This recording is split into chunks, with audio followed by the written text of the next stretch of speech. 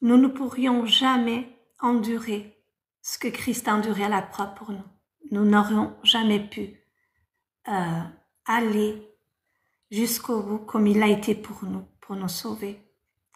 Parce que nous sommes que des êtres humains.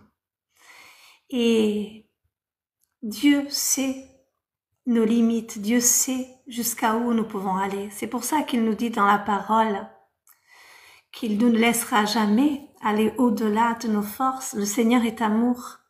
Le Seigneur, on a vu par rapport à Job, le verset où Job, il a traversé tout ce qu'il a traversé, mais le Seigneur ne l'a pas laissé aller au-delà de ses forces.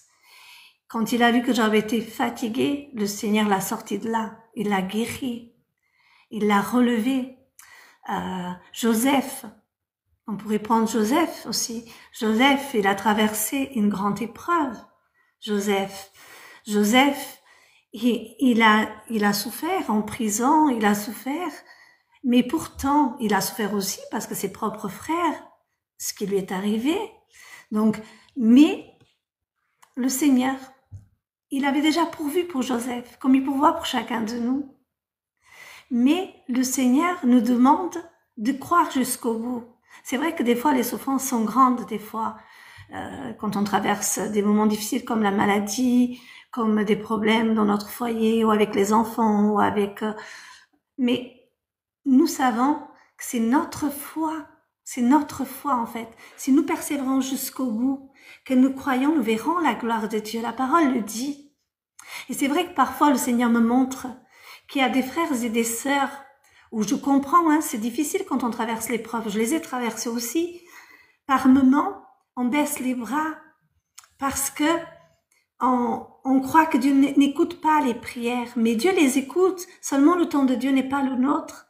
Mais le Seigneur, quand il nous fait traverser ces épreuves, c'est parce que il veut nous aider, en fait, nous enseigner à grandir, à dépendre plus de lui que de nous, de nos sentiments humains, de nos émotions, vous voyez. Et quand nous dépendons de Dieu lui seul, nous avons tout compris. Parce que nous avons compris qu'en fait, nous, on n'est rien. Nous, on peut rien. Nous, on est bien petits face à sa grandeur. Et c'est sa grandeur qui fait de nous, en fait, des David qui affrontent les Goliaths et qui les font tomber par la foi, par la confiance en Dieu. Mais dans ce cheminement d'épreuve, il nous fortifie, il nous donne cette force comme il a donné à David. David, il était jeune, mais n'oublions pas, David, il était tout seul.